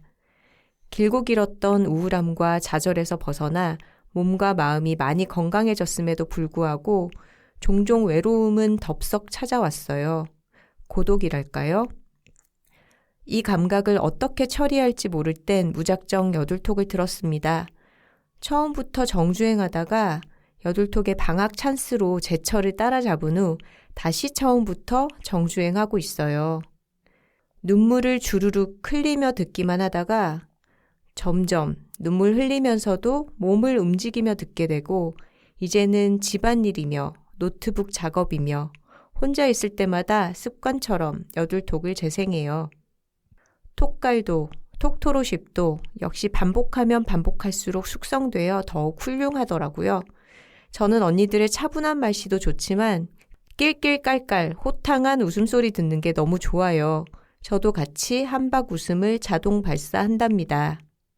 어느새 저는 용기 내어 도전하고 하면 늘고 늘다 보면 잘하게 될지도 아님 말고의 마음으로 꾸준히 시도하는 것도 생겼습니다. 최선을 다하면 죽을 수도 있으니까 살살 어르고 달래가며 볶아치고 있어요. 그렇게 톡토로쉽에 힘입어 장사롱에서 그토록 하고 싶었던 똑단발도 하고 저와는 전혀 상관없다고 생각한 블로그 포스팅도 꾸준히 성실하게 해보고 있어요. 자신감이 사라질 때마다 경거망동 자화자찬하며 어쩌면 나 불수저일 수도 블로그 수저라는 뜻이죠. 불수저. 하면서요. 이런 뻔뻔함이 제법 마음에 들어요. 책방 오늘에서 눈이 마주친 언니들과 쪼르르 인사를 할 때 언니들이 장사롱 똑단발을 알아봐 주시는데 속으로 완마야 내 성덕대뿌다를 얼마나 외쳤던지요. 성황리에 마친 서사음 축하 공연도 듣고 지난한 시간을 지나니 말 그대로 여둘톡을 만나고 저희 성공시대 시작됐어요. 톡토로 유니버스에 입성하여 톡토로쉽까지 누리다니 파워. 아무리 제 몸과 마음이 튼튼해져도 저는 또다시 무기력하거나 한없이 무너질 때도 있겠지요. 하지만 이전과는 다르게 좀 더 담대한 마음으로 받아들일 용기가 생겼다는 걸 알아요. 여둘톡의 두 언니들 그리고 톡토로 언니들 덕분입니다. 살아있길 잘했고 잘 살아낸 제가 기특합니다. 하시면서 본인이 꾸준히 즐기고 있는 것을 하나 추천을 해주셨어요. 제가 추천사를 쓰기도 했던 책인데요. 하루 클래식 공부라는 책이 있습니다. 365일 매일 하루에 한 곡씩 클래식 음악을 추천해주는 그런 책이거든요. 네, 이분이 그 책을 통해서 QR코드로 매일 음악을 들으면서 하루를 시작하면서 음미체를 가까이 하고 계시다고 해요. 톡토로 분들에게도 이렇게 권해주셨으니까 한번 관심 가시는 분들은 찾아보셔도 좋겠습니다. 메일 보내주셔서 고맙습니다. 그리고 책방 오늘에서 저희를 응원해주신 여러분들, 후기 들려주신 여러분들 고맙습니다. 지난번 고민 사연 편을 듣고 많은 분들이 또 함께 분통을 터뜨려 주시기도 했습니다. 네. 하3컬러스님께서 출근길에 듣다가 첫 사연부터 열받아 돌아버리는 줄 알았습니다. 사연 보내신 톡토로분 너무 고생 많으셨어요. 그리고 이어서 꽃다남님께서도 첫 사연 듣다가 화딱지가 나서 회사에서 한숨 푹푹 쉬었네요. 제가 다 화나네요. 라고 말씀하셨는데 그 운전 에피소드죠. 네. 꼬꼬희님께서는 이런 얘기를 써주셨네요. 저도 운전 한참 배울 때 이옥선 작가님 말씀과 비슷한 얘기를 베테랑 운전자인 아빠에게 들었어요. 운전할 땐 동서남북이 삐리리라고 생각하고 아마도 삐리리가 욕설이나 뭐 이런 거였겠죠. 미친놈 아닐까요? 아무튼 정신 나간 사람들이 많다라고 생각하고 자나깨나 방어 운전해야 해. 동의합니다. 압류. 좋은 분도 많지만 아닌 분도 많으니까요. 익명님 사연 들으면 아우 제가 막 억울하고 울분이 터지고 그렇지만 경험치가 쌓인다고 생각해요. 차차 마음에 이런 무거움이 남지 않게 대응할 수 있을 거예요. 하셨네요. 이렇게 같이 화도 내주시고 또 이러면서 조금씩 나아지기도 합니다라는 말씀도 덧붙여 주시니까 사연자님들도 이런 얘기를 읽으시면은 마음이 조금이라도 나아지시지 않을까 싶습니다. 네. 앗토로로로님께서 아주 다양한 고민들이군요. 그러나 다 걸쳐져 있어요. 크크크. 그 와중에 또 시가 이야기하면 또 한마디씩 거들게 되는 기혼 여성. 후후. 저도 초반에는 머리로 너무 화가 나거나 이해되지 않는 부분이 많았는데 그런 와중에도 또 동동거리며 뭘 하려고 하는 며느리였답니다. 저도 갱상도, 시부모님도 갱상도인들이라. 크크크. 근데 어느 순간 아이 몰라 하고 그냥 힘을 쭉 빼버렸어요. 잘 보여야겠다, 잘해야겠다는 생각도 싹 없고 싫기는 한데 싫은 감정도 힘을 빼고 그냥 아는 어른들이 더 생겼다? 좀 신경 많이 쓰이게 하네. 근데 급할 때 자녀를 돌보거나 급히 돈이 필요하거나 할 때 도움을 엄청 받고 있어서 그분들이 원하는 거 나도 하나씩 해드리는 뭔가 이익교환의 관계처럼 생각하고 있답니다. 크게 아니 도대체 왜 며느리만 이런 거 해야 해? 라고 시작되는 여러 가지들을 그냥 그런갑다 저런갑다 하고 저는 비중을 두지 않았어요. 비겁한 것 같지만 제 마음은 편해졌어요. 라고 말씀을 해주셨습니다. 네. 익스프레스님의 사연이었죠. 네. 결혼 후에 시어머니의 연락으로 스트레스를 받고 계신 분이셨는데 정말 많은 분들이 본인도 그런 시간을 겪었다. 그리고 신경 쓰지 않고 연락을 좀 덜 하면서 지내고 있다. 그건 이상한 게 아니니까 그렇게 해도 된다. 라는 얘기를 참 많이 남겨주셨습니다. 맞습니다. 까미토로님께서 이렇게 남겨주셨어요. 저는 며느라기를 보기 한참 전인 12년 전에 결혼하긴 했지만 결혼하고 시가에 갔을 때 며느라기에 나온 것처럼 뭔가 묘하게 이상한 기분이 들더라고요. 아무도 저에게 뭘 하라고 말하지 않았지만 수십 년간 사회에서 받아온 가스라이팅 때문인지 여기 있는 모두가 나에게 기대하는 어떤 역할이 있는 것 같고 그 와중에 남편 누나의 남편분, 그러니까 제 시가 입장에서의 사위분은 어떤 압박도 느끼시는 것 같지 않더라고요. 저 딱 그날부로 결심했습니다. 나도 저분과 같은 손님이고 저렇게 나를 포지셔닝 해야겠다고요. 그래서 지금까지 시가에 가도 주방에 가지 않고 전 이 댁에 대해 아무것도 모르는 손님입니다의 태도를 취하고 있습니다. 그러니 모두가 어색해하는 느낌이었지만 그 불편함은 내 것이 아니다. 꾹 참았더니 이제는 명절에 가도 저는 거실에, 남편이 주방에서 아버지 어머니와 전을 부치더라고요. 이렇게 되기까지 아무 비난 안 하시는 어머니와 남편의 공도 크다 생각하지만 제가 그 불편한 마음에 며느라기를 자처했다면 지금까지 그러고 있었을 것이고 제 얘기를 들은 결혼 생활 10년이 넘어가는 기혼 여성들은 그 첫 포지셔닝 나도 그렇게 했었어야 하는데 하더라고요.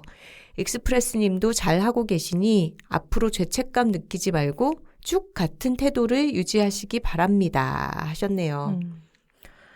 이외에도 수많은 분들이 메일로 자신은 시가의 연락처를 아예 모른다라는 말씀도 해주시고 왕래를 하지 않고 있는 자신의 경험담에 대해서 굉장히 많이 보내주셨습니다. 네. 그리고 몇 살에 결혼을 했는지에 따라서 시가와의 관계 설정이 좀 달라진다. 이런 얘기에도 많은 공감을 해주셨네요. 네. 어느 분께서 메일로 자신의 사례를 말씀해 주시면서 유튜브 영상을 하나 추천해 주셨는데요. 결혼했지만 가부장제는 거절합니다 라고 하는 영상이라고 합니다. 사연자님이 용기를 가지시는데 도움이 될 수 있을 거라고 생각한다면서 링크를 저희에게 보내주셨는데 한번 찾아보셔도 좋을 것 같습니다. 저희는 결혼하지 않았기 때문에 영상을 보지는 않았습니다. 그흐스님께서는 톡토로들 고민 사연이 제 최애 에피소드들 중 하나예요. 이번 고민 사연도 제 이야기 마냥 너무 공감하며 들었습니다. 모든 경험이 수업이라는 말이 인상 깊어요. 저도 그렇게 생각하며 살고 있거든요. 항상 좋은 일만 있지도 않을 거고 언젠간 겪을 일들인데 크고 작고 사람마다 시기만 다를 뿐이라고 라고 말씀해 주셨네요. 네. 그리고 브리엔님께서 뚝딱뚝딱 경주 가이드 사연 너무 웃겨요. 크크크. 하무무님께서 에밀레종 너무 웃겨요. 크크크크. 출근길 지하철에 우참하느라 힘들었어요. 크크크크크 해주셨습니다. 네, 저희도 읽으면서도 너무 웃겼습니다. 그리고 스포티파이로 소희님께서 댓글 남겨주셨습니다. 오랜만입니다. 메일만 보내다가 처음으로 댓글을 답니다. 급히 인사할 게 있어서요. 이자람 장군님 이방인의 노래 공연을 보고 왔어요. 판소리 공연은 처음이었습니다. 여둘톡 덕분에 알게 된 이자람 장군님 역시나였습니다. 이런 기회를 주셔서 고맙습니다 하셨네요. 저희가 정말 뿌듯하게 생각하고 있는 게 뭐냐면 이자람 장군님의 공연을 여둘톡 듣고 알게 돼서 보러 갔다 너무 좋았다 할 때도 있지만 이자람 장군님께 그분의 걸맞은 명칭을 수여했다는 것에 자부심을 갖고 있습니다. 맞습니다. 장군님이시죠. 네. 이방인의 노래 저희는 이번 공연은 가보질 못했는데요. 당연히 좋았을 거라 믿어 의심치 않고 이번에 여둘톡을 계기로 해서 알게 돼서 가신 톡토로들이 계시다니 참 뿌듯합니다. 앞으로도 장군님의 행보 함께 따라가 봅시다. 그리고 소녀도 톡토로님과 트위터의 라이미님께서 익자로 생각하는 여러 표현들을 열심히 생각해서 여러 가지 알려주셨어요. 네, 재미있는 이름들이 많으니까 저희가 다시 고민사연 편을 다루게 될 때 활용하겠습니다. 감사합니다. 지난 59화에서 저희가 요즘 흔하게 볼 수 있는 여름 꽃들을 한번 쫙 정리를 해봤었죠. 배롱나무 꽃, 목배기롱이라든가 능소화, 자기나무꽃, 접시꽃, 모감주나무 이런 여름꽃들을 소개했는데 트위터에 에르모소디아님께서 이번 주 여둘톡에서 언급된 여름꽃 사진들 휴대폰 사진첩에서 찾아보기라면서 사진들을 올려주셨어요. 사진도 너무 예쁘게 잘 찍으셨고 이 사진들이랑 같이 보니까 또 좋네요. 모아놓으니까 색감이 여름색이다 이런 생각이 들었어요. 그러게요. 그리고 찜콩 톡토로님께서 메일을 보내주셨습니다. 59화를 들으며 출근하는 길가에 능소화가 피어 있어 이래서 제철 파케를 들어야 하는구나 하는 생각이 들었어요. 그리고 어제 한가하게 뒹굴거리며 TV 시청을 하다 오잉? 뭐지? 하는 순간이 나타나 메일을 써야지 했던 내용을 이야기해 주시는 거예요. 서사음과 김원비 작가님의 합주. 고독한 미식가 시즌2 마지막 화인 12화 엔딩 부분에서 주제곡을 연주하는 분들이 직접 연주하는 모습이 나왔거든요. 수평 자세 유지하며 평화롭게 TV 시청을 하다가 벌떡 일어났어요. 세상에 악기가 리코더, 목탁, 그리고 기타더라고요. 전에도 분명 여러 번 본 화면이었는데 김원비 작가님과 황선우 작가님의 연주를 들은 후 보니 세상에 너무 신기했어요. 새 악기의 조화가 참 소박하면서 편안한 느낌이 들어 작가님들의 합주는 어떨지 너무 궁금해졌어요. 참석하지 못하는 톡토로도 들을 수 있는 기회가 있으면 참 좋겠네요. 라고 말씀하셨습니다. 그러면서 그 부분을 캡처 화면으로 저희에게 첨부해서 보여주셨는데 네. 너무 신기하네요. 아니 근데 무슨 곡을 했을지 너무 궁금하네요. 주제곡을 연주한 부분이라고 말씀해 주셨어요. 아 그래요? 네. 그 고독한 미식가 주제곡 아나요? 몰라요. 궁금합니다. 아니 저희는 우쿨렐레 리코더까지는 가능하지만 목타기 목타기. 협연하는 경우는 정말 없을 것이다 생각했는데 또 그러니까요. 이런 경우가 있네요. 네, 저희도 영상을 좀 찾아서 봐야 되겠네요. 노랑딱새 톡토로님께서 여둘톡 1년치 몰아서 들은 사람의 감사의 후기라는 제목으로 아주 긴 메일을 보내주셨습니다. 작가님들, 언니들, 제가 드디어 여둘톡 정주행을 마쳤습니다. 4월 중순부터 6월 중순까지 2달 동안 와. 지난 1년간의 모든 팟캐스트를 다 들었어요. 이분 꽤나 달리셨는데요. 아니 그러면은 거의 뭐 이틀에 하나씩 뭐 이렇게 들어야 되는 거 아닌가요? 저희가 얼마나 길게 얘기를 하는데. 그러니까요. 저는 작년까지는 팟캐스트를 듣지 않았어요. 아마도 워킹맘이다 보니 여유롭게 들을 시간이 없다고 생각한 것 같아요. 그러다가 올해 3월에 직장을 옮기고 출퇴근 시간이 늘어나서 귓구녕에 에어팟을 끼고 출퇴근하면서 노래도 듣고 또 노래를 듣고 또 노래를 듣다가 노래도 지겹다 뭐 다른 거 없나 생각하다가 불현듯 여자 둘이 토크하고 있습니다. 팟캐스트가 생각난 것입니다. 그래서 여둘톡을 4월 중순부터 듣기 시작했고요. 맙소사. 아니 이 좋은 걸 왜 이제야 듣게 된 거야? 제철 팟캐스트로 작년부터 계속 들었으면 얼마나 좋았을까 생각하다가 아니야 지금이라도 듣게 되어서 천만다행이다. 이런 언니들의 보물 같은 대화를 영영 몰랐다면 그게 더 최악이다. 이런 생각하며 2달 동안 여둘톡 정주행을 마쳤습니다. 출퇴근 시간에 듣고 설거지할 때 듣고 그리고 걷기 할 때 듣고 그랬어요. 걷는 것도 작년에는 못했는데 올해는 틈날 때마다 산책 삼아 걷기를 하고 있는데 그때 여둘톡이 완벽한 짝꿍이 되어준답니다. 여둘톡에서 제가 제일 좋아하는 건 톡갈이에요. 맨 처음 둘 하기 전에 하나 작가님이 라고 추임새 넣을 때 그 쾌감.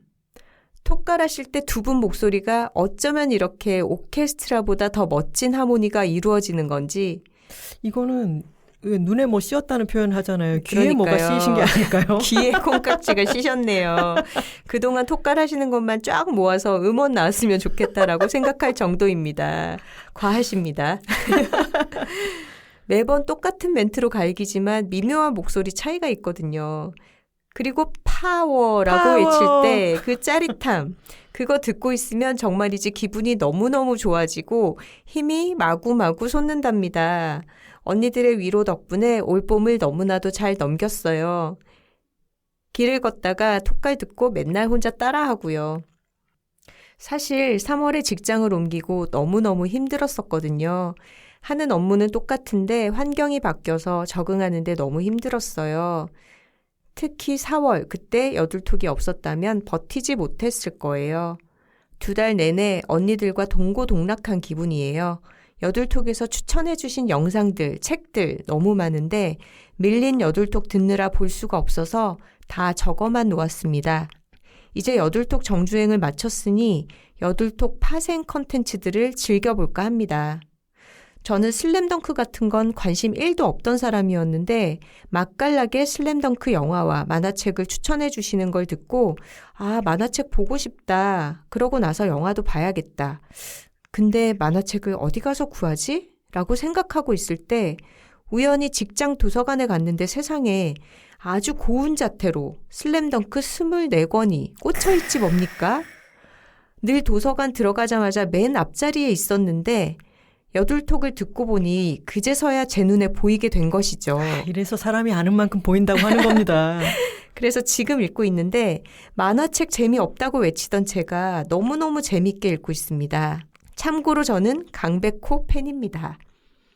그리고 전국 노래자랑 오프닝 음악 연주해 주실 때 정말 깔깔깔 박장대소하면서 웃었지 뭡니까? 아이가 초등학교 3학년이라 음악 시간에 리코더 준비물이 있었는데 일부러 4만 원짜리 비싼 리코더로 사주었습니다. 오, 우리 제 거보다 비싼 건데요. 아이 음악 수업 끝나면 제가 연주하려고요. 저는 어린 시절 피아노 학원 문턱에도 못 가본 그런 사람이거든요. 전국 노래자랑 개 이름 찾아서 리코더로 맹연습했어요. 팟캐스트 오프닝 연주 틀어놓고 리코더로 제가 연주하니 마치 하나 작가님의 우쿨렐레와 저희 리코더 연주인 것 같은 착각이 들더라고요. 얼마나 신나게 연주했는지 모릅니다. 그리고 그냥 광고글만 읽어주는 다른 광고들이랑은 차원이 다른 여둘 애드. 광고라는 생각보다는 언니들이 충분히 사용해보고 경험해본 것들을 나눠주는 시간이라는 생각이 들었어요. 여둘 애드, 여둘픽 다 좋아합니다. 많이 많이 소개해주세요. 그 외에도 전국 사투리 대잔치, 애정하는 빅토리노트 이옥선 저자와의 북토크, 주옥 같은 언니들의 생활의 지혜, 대화의 기술 등등 너무나 보물 같은 팟캐스트입니다. 1년치를 다 듣고 소감문을 쓰려니 글이 정말 두서가 없네요. 톡토로 분들의 사연도 정말 너무 좋은 글들이 많아서 사연과 댓글 읽어주시는 시간도 아주 좋아합니다. 다시 한번 감사드립니다. 무더운 여름 수평 자세 유지하시면서 시원하게 건강하게 잘 지내시고요. 다음에는 제철 댓글 남겨볼게요. 노랑딱새 톡토로 올림 하셨네요. 또 이렇게 새로운 개념 정리해 주셨네요. 제철 댓글. 그리고 조류 톡토로 이름을 노랑딱새가 본인이랑 아무 상관이 없는데 그냥 예뻐 보이는 애로 검색해서 정했다고 하시는 걸 보니까 여둘톡 세계관에 충분히 스며드신 것 같습니다. 네, 감사합니다. 여둘톡에서 파생 작품들 언급했던 여러 가지들을 차근차근 보겠다라고 말씀을 해주셨는데 이번에 저희가 엔니오에 대해서 이야기를 했잖아요. 초반에 잠깐 언급했지만 스코어라고 하는 영화가 있습니다. 부제는 영화음악의 모든 것인데요. 이 영화를 보시는 것도 정말 추천이고요. 팟캐스트로 이 영화에 대해서 좀 더 알고 싶으신 분들은 김혜리의 필름클럽의 최다은 PD님이 이 영화에 대해서 설명해 주시는 편이 있어요. 필름클럽 32회의 2부입니다. 최다은 PD님은 음악 전공자고 영화 음악에 대해서 심도 있게 음악을 틀어가면서 말씀을 해주시잖아요. 네. 영화 음악을 좋아하시는 분들은 필름클럽에서 최다은 PD님이 평소에 해주시는 해설과 그리고 이 스코어에 대한 이야기 편을 들어보시는 것도 좋겠습니다. 네, 스코어 영화 음악의 모든 것 이 다큐멘터리는 OTT 서비스에 스트리밍으로 올라와 있지는 않고요. 네이버에서 개별 구매하시면 보실 수 있습니다. 좋은 걸 좋다고 말하기 여둘톡 60화는 다큐멘터리 영화 엔니오 더 마에스트로였습니다. 톡토로 뒤에는 여둘톡이 있고 여둘톡 뒤에는 톡토로가 있습니다. 저희는 다음 시간에 다른 주제로 다시 돌아오겠습니다. 화요일입니다. 고맙습니다.